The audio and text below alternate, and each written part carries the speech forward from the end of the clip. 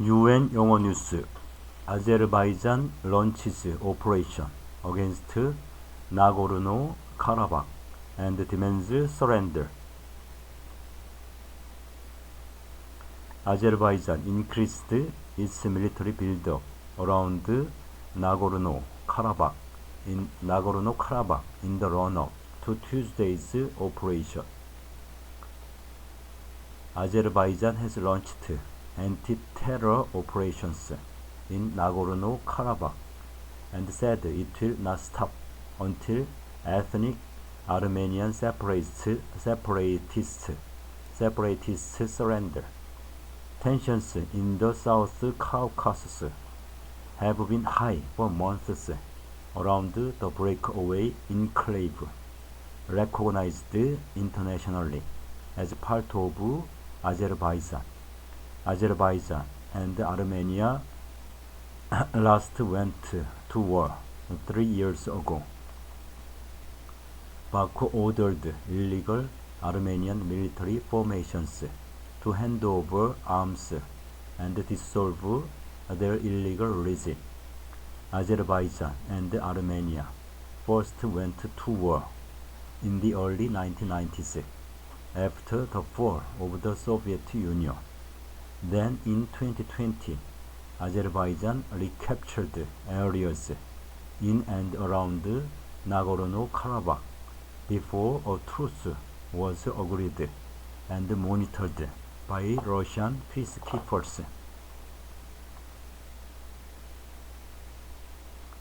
Ethnic Armenians in Karabakh appealed on Tuesday for a ceasefire and for the talks to start, but it was clear from the Azerbaijani ultimatum that Baku's aim was to complete its conquest of the mountainous enclave. Armenian Prime Minister Nikol Pashinyan accused Azerbaijan of starting a ground operation aimed at ethnic cleansing. But hundreds of Armenian protesters, frustrated by their country's response, clashed with the police outside parliament in Yerevan, condemning their leader as a traitor and calling on him to resign. Azerbaijan said talks could start in the town of Yevlak, some 100 km north of the Karabakh regional capital of Khankendi, called Stepanakert by ethnic Armenians. Buildings and vehicles were damaged by shelling in the Karabakh regional capital. Since the end of 2020, 3,000 Russians have monitored the fragile truce, but Moscow's attention has been diverted by its full-scale invasion of Ukraine. An estimated 120,000 ethnic Armenians live in the mountainous enclave.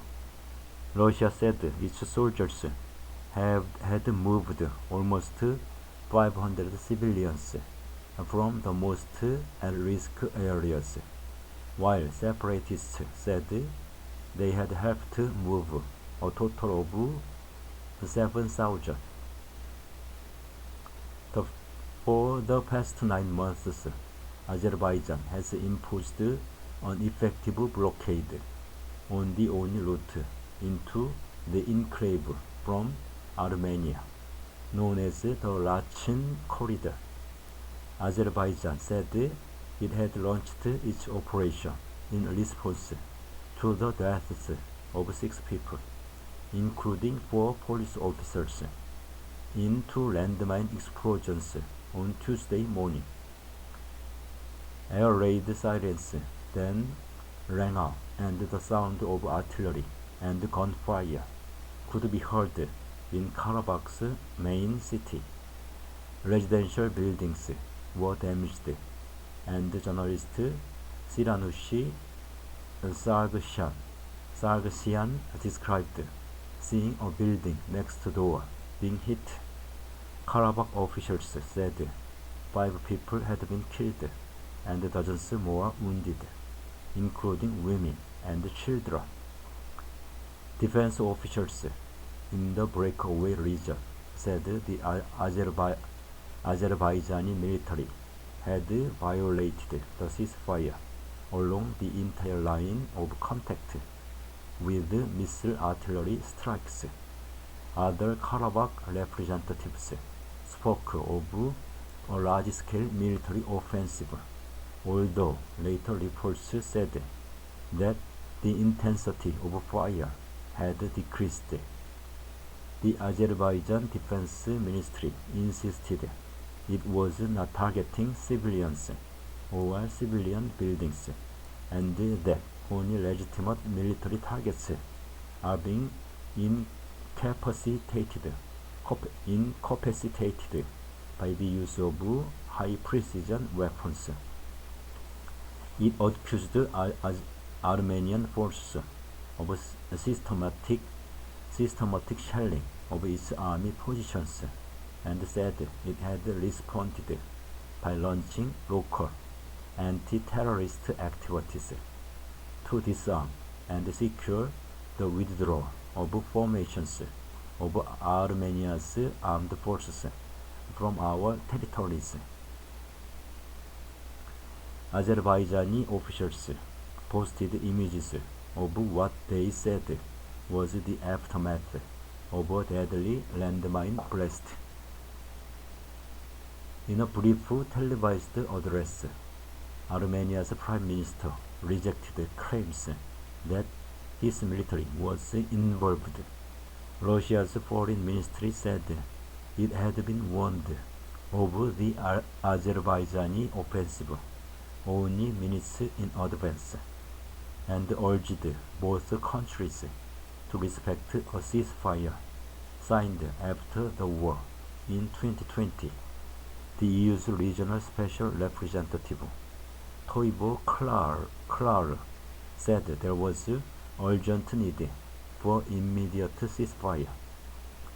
Both Russia's Foreign Ministry and the U.S. Secretary of State Antony Blinken called for Mr. Aliyev to cease military action in the area immediately. South Caucasus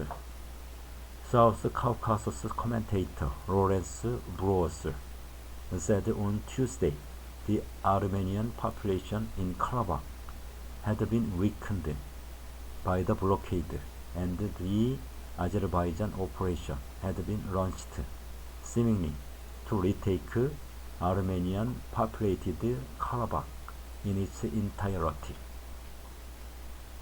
Nikol Pashinyan said recently that Russia was spontaneously leaving the region. Azerbaijan has meanwhile had strong support from its ally Turkey. Hikmet Hajiev, special advisor to Azerbaijan's President Aliyev, called on the separatist ethnic Armenian administration to dissolve itself. Azerbaijan has always said, "We are ready to provide rights and security of Karabakh Armenians under the constitution," he told BBC News. Azerbaijan had denied building up troop numbers in the region. On Monday, it allowed aid from the International Committee of the Red Cross into Karabakh on 2 roads, one via the Rakhine corridor from Armenia, and the other on Azerbaijan's Agdam road. Before Tuesday's offensive began, there had been hopes that tensions might subside. The Azerbaijan Defense Ministry released images of a vehicle which it said were destroyed by a landmine, but ethnic Armenian officials said it was Azerbaijan's military that had violated the ceasefire. Armenia, Azerbaijan, Nagorno-Karabakh map, Nagorno-Karabakh Soviet borders, area of deployment for Russian peacekeepers.